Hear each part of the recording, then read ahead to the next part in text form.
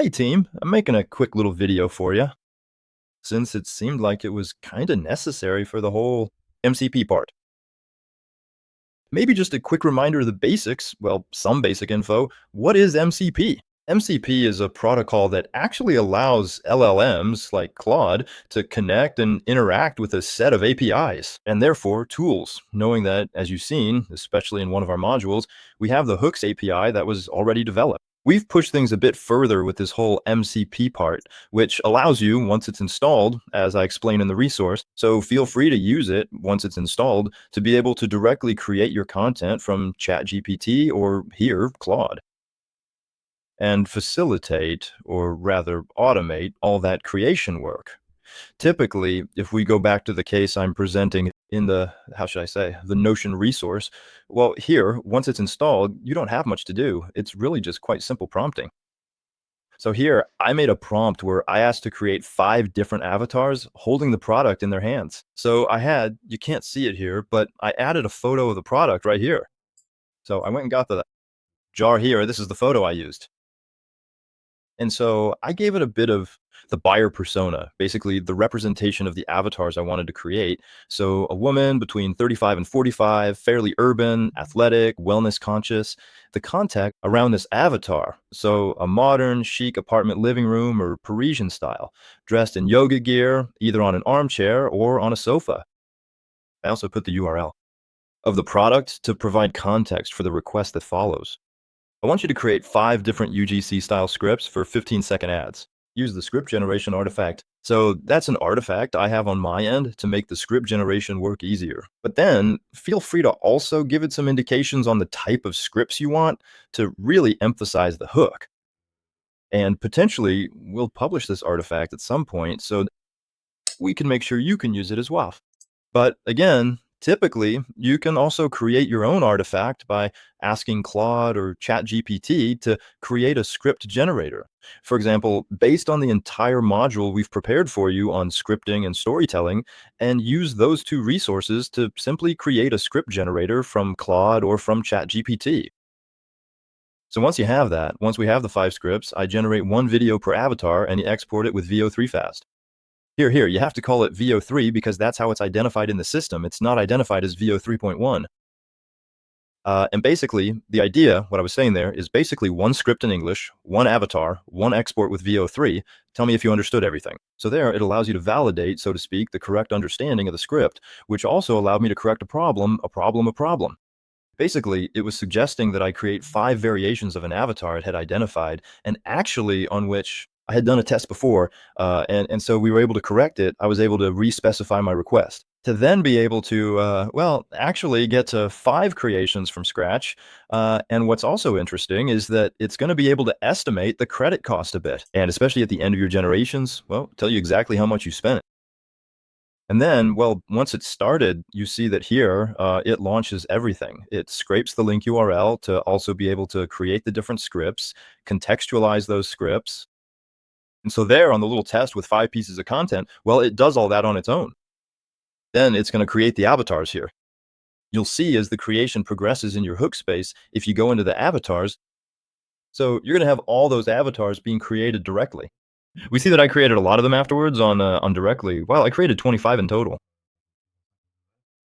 And so, in fact, well, there you go. They're created automatically in your spaces. So if you need to do a bit of cleaning afterwards, it might take you a bit of time. But anyway, there you go. It launches so the different generations.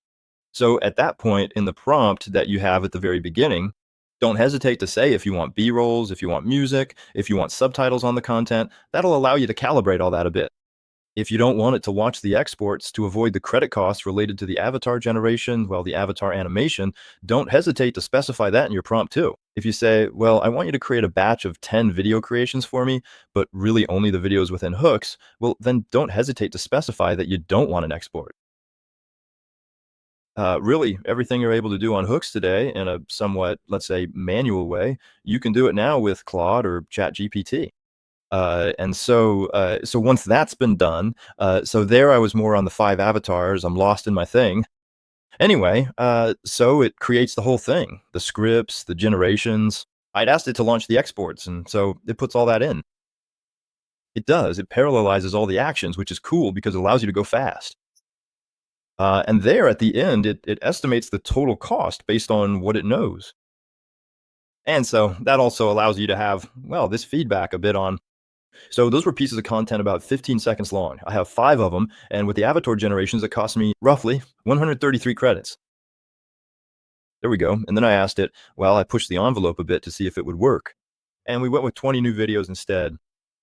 And so we use the same principle with, well, no B roll, no transition effects, no subtitles, no music. Oh, wait, there was music, and the VO 3.1 engine. And then it gave me some heads up points, especially the credit cost, which for 20 pieces of content starts to add up a bit. And so once that was done, well, it went ahead and did the job. Then there was an interruption from Claude, so it asked me to retrieve the IDs before exporting because it had actually generated my different edits here, but hadn't started the export. I had to exit Claude because there was a little glitch. The task stopped. And just so you know, if this ever happens to you, the ID of the video you see here is the numerical sequence. Sorry, the string of numbers and letters you see in the URL while you're in the editor. Basically, there's a series of numbers and letters right after the edit slash. So that your video ID, sorry. So if this happens to you and it asks for the video IDs again, just know you can find them right there. And so once that's done, well, it starts all the tasks. And then the videos show up directly in your dashboard, and all you have to do is download them using this little button. There, I hope that's clear. It's super convenient. Honestly, we didn't quite realize the power of this particular feature. And so we'll probably keep expanding on everything we can do with this MCP. Earlier, I was saying that you could do everything you currently do manually, let's say. With Hoox, you could now do it from Claude or ChatGPT, but that's not entirely true. All the image generation, B-roll, and so on still has to be done manually from, well, from Hoox. Now, of course, when you're dealing with projects where you need to scale up content creation, but you are fans of N8N and low code. So N8NN, for those who don't know, is a nodal system that lets you connect different services together. And so the MCP is a much more practical and user-friendly alternative. And it allows you, as I've explained, to really automate, to actually, it's more than just automating. Automation isn't quite the right word. It's more about running a whole set of tasks in parallel with results that are actually very precise and that allow you to save a massive amount of time. If tomorrow a client tells you, well, I need to create 50 videos, well, then just say, okay, no problem, using the Hoox MCP. It allows you, well, to go very, very fast. There you go. Don't hesitate if you have any questions. I hope this content is clear enough also for the people who aren't very technical. Rest assured, in the little resource that I sent you yesterday, it might seem a bit technical for now, but as it happens, I'm not technical at all. And actually, by following these steps, it's installed very simply. And then you're independent. The small catch is that the API is only available starting from the enterprise plan. For those who haven't used their code yet, I invite you potentially, if you want to use the MCP, well then, to switch instead to an enterprise model, and that's it overall. But I invite those of you who have access to the API to test this out. It's super practical, and honestly, it's quite incredible what you can do. Thank you. I wish you all a good day.